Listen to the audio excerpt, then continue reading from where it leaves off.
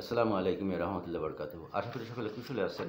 আজকে যে বিষয়টি নিয়ে কথা বলবো সেটা হলো what a minimal costed severe consequences for lychee seeds. আমাদের বাংলাদেশে এই লিচু, এখন মৌসুমের সময় লিচু আসছে, এই লিচুর কারণে, লিচুর ফলের কারণে 2 থেকে 5 বছর বয়সের শিশুদের গলায় আটকে যায় এবং আটকে গিয়ে কিন্তু তাদের শ্বাসরোধ হয় এবং অনেক শিশু, 100-এরও বেশি শিশু প্রতি বছর মৃত্যুবরণ করে। পৃথিবীতে প্রতি বছর 1 কোটি মানুষের গলায় কিছু আটকে গিয়ে শরীরে অক্সিজেন চলাচল কমে যায় ও তা পুরোপুরি বন্ধ হয়ে গেলে কিন্তু মানুষ মারা যেতে পারে। ঠিক সেই একই কারণে আমাদের দেশের ছেলেরা, বাচ্চা শিশুরাও কিন্তু মারা যাচ্ছে এবং বিভিন্ন ধরনের সংকট সৃষ্টি করছে। কাজেই এইগুলা যেন আমাদের অভিভাবকরা খেয়াল রাখেন এবং সতর্ক হতে হবে আমাদেরকে। যেভাবে সেটা হলো লিচু বা জাম কম বয়সী শিশুদের বিচি ছাড়িয়ে খাওয়াতে হবে। বড়দের তত্ত্বাবধানে ছাড়া এগুলো তাদের খেতে দেওয়া ঠিক নয়।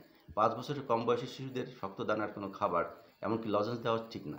শিশু তার চারপাশের কোন কোন জিনিস মুখে দিতে উঠতে পারে তা খুঁজে বের করুন ও তা তার নাগালের বাইরে রাখুন। যেমন ব্যাটারি, বোতাম, গয়না, পুঁতি, পিন, কাগজের ক্লিপ, পেরেক, মার্বেল, এগুলো তাদের থেকে দূরে রাখতে হবে।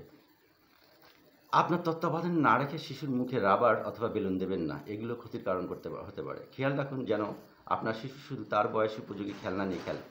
তবে সবার আগে মা বাবার সচেতনতা দরকার। আফ্রিকায় একটা প্রচলিত বাগধারা আছে,